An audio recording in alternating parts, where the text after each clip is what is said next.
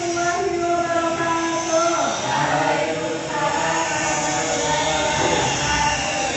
Alhamdulillah pada pagi hari ini kita bisa bertemu bersama-sama, bertemu kembali dalam pelajaran PAI, Pendidikan Agama Islam, khusus kelas 10. Yang sedang dibahas yaitu tentang larangan mendekati zina dan hadis Nabi Shallallahu Alaihi Wasallam. Masih ingat? Masih ingat nggak? Kalau berbicara tentang zina, apa itu zina? Ada yang tahu zina itu apa sih? Hubungan seksual antara laki-laki dan perempuan. Itu namanya zina. Seperti hadis Nabi, seperti Al-Quran yang menjelaskan tentang zina itu dalam surat Al-Isra ayat 32. Siapa yang tahu bunyinya seperti apa? Siapa yang tahu?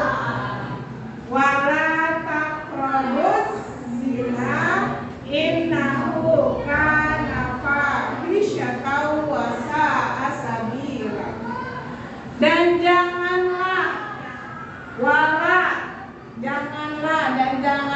takrobu mendekati zina innahu kana fahisyatan wa sa'a sabila. Dan janganlah kamu mendekati zina, karena zina itu suatu perbuatan yang keji. Apa itu keji? Kejam, ya, sangat amat dibenci oleh Allah Subhanahu wa Ta'ala, dan suatu jalan yang buruk. Orang yang selalu melaksanakan atau membuat perbuatan yang berbuat zina itu, karena zina itu perbuatan yang sangat amat buruk dan dibenci oleh Allah Subhanahu wa Ta'ala. Ya, paham nggak? Nah, khususnya untuk perempuan-perempuan yang mahkotanya jangan diumbar-umbar, auratnya jangan diumbar-umbar, karena itu salah satu yang mendekati zina.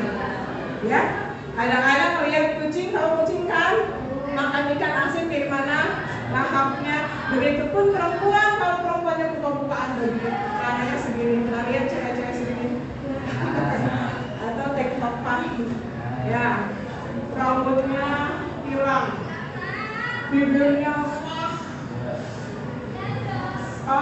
merah semua, pipinya semua dicoreng-coreng gitu ya. Kira-kira langsung nggak Badawi? Langsung nggak?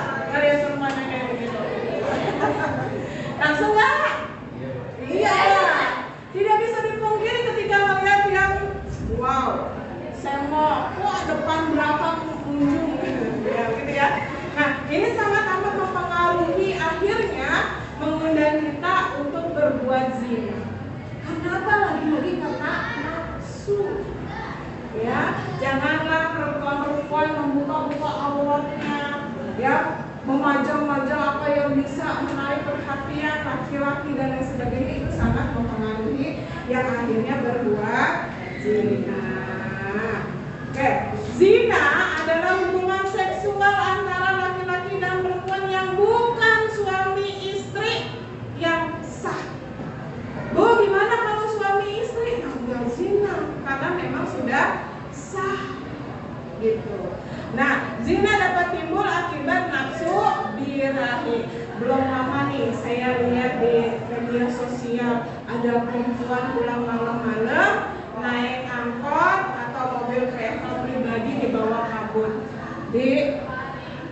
begituin lah, ya, diperkosa dan lain sebagainya karena nafsu birahi ini yang nggak bisa dilihat, yang tidak bisa dikendalikan biasanya. Nah, kemarin saya sudah berbicara, zina itu bisa ditahan atau bisa dikendalikan dengan apa? Yang pertama, orang disuruh menikah buru-buru karena sudah mampu, sudah siap lahir dan batin, maka segeralah untuk menikah, jangan ditunda-tunda. Nah, begitu. Atau bisa dikatakan sunnah, menikah itu sunnah karena mengikuti sunnah Rasul untuk menjaga syahwat, gitu. Nah, ada juga haram. Kalau kalian menikah haram ini, Kenapa saya bilang haram? Belum siap lahir dan batin, ya, belum punya dana untuk menikah, belum siap mental. Nanti takutnya kalau sekarang menikah terjadi hal-hal yang tidak diinginkan di kemudian hari. Jadi bagaimana cara menahannya? Bisa menghindari seseorang itu dari berbuat zina dengan berpuasa atau menikah kalau sudah siap. Puasa, kira-kira puasa itu bisa menahan syahwat, gitu enggak? Laki-laki pasti itu kalau lagi gejolaknya lagi tinggi banget, puasa karena belum siap untuk menikah. Tapi kalau sudah siap semuanya lahir batin, itu diwajibkan atau dianjurkan untuk menikah. Nah, kemarin zina itu dibagi menjadi dua. Zina apa aja? Zina muhsan dan ghaira muhsan. Zina muhsan itu zina yang bagaimana? Zina yang dilakukan oleh orang yang sudah menikah atau yang belum menikah? Iya, orang yang dua-duanya belum menikah, masih lajang dan masih perawan, tapi belum ada ikatan pernikahan. Itu namanya zina ghaira muhsan.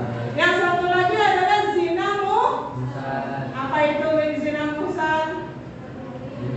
Zina yang dilakukan oleh orang yang sudah pernah menikah, janda sama duda, atau janda sama laki orang, atau laki orang sama janda udah pernah nikah tuh. Itu namanya zina muhsan. Bagaimana sanksinya? Kalau zina muhsan, apa zina muhsan sanksinya? Dirajam. Kalau nggak rajam, dilempari batu sampai mati atau sampai meninggal dunia. Kalau zina ghaira muhsan, apa sanksinya? Didera atau dicambuk 100 kali. Pakai apa?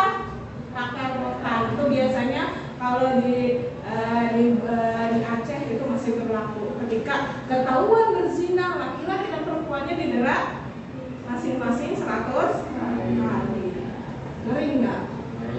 Kalau di Jakarta digituin banyak banget, ya. Di Tangerang juga kalau digituin banyak banget. Tapi biasanya kalau di negara kita ini paling diasingkan atau diarak, kalau bahasa orang Betawi diarak, disuruh keliling-keliling orang, dipermalukan begitu supaya ada efek jerah dan lain sebagainya. Oke, ada yang bertanya? Sampai di sini ada yang bertanya gimana Jihan? Sanksi apa yang biasa yang harus dilakukan ketika orang itu sering membuat zina? Apa sanksinya?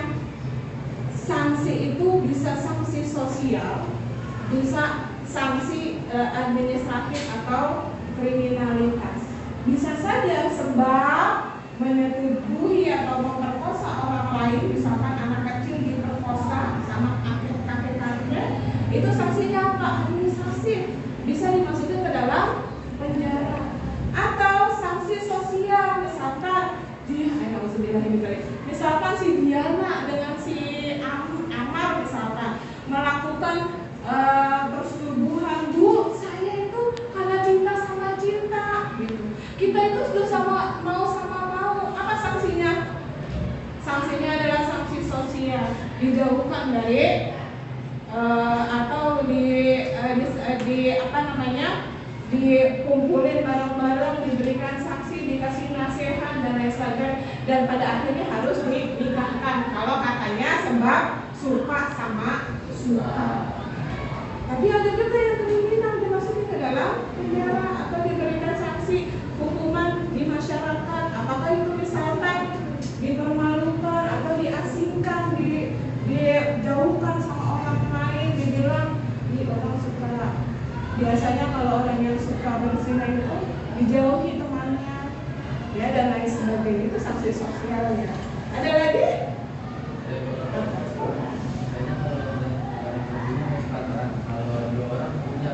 Oh,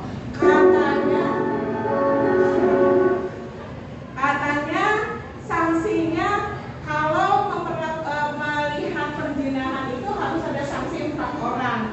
Kalau hanya 2 orang, maka tidak bisa disebut berzina karena belum cukup saksi. Saksi harus 4 orang, ya. Ketika cuma 2 orang, bisa saja dianggap membuat pembohongan. Pembohong kita dianggap berbohong di depan publik. Jadi harus 4 orang itu saksinya. Kalau misalkan ada orang yang berzina, begitu ya. Jadi begitu, harus ada 4 orang dilihat secara bukan katanya harus dilihat secara langsung dan lain sebagainya. Begitu ya. Mungkin itu saja untuk pelajaran kita hari ini.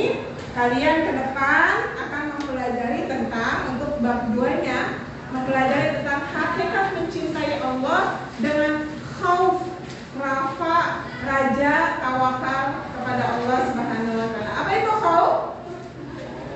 Khauf, takut, raja, berserah diri, tawakal juga berserah diri kepada Allah Subhanahu wa taala untuk minggu depan.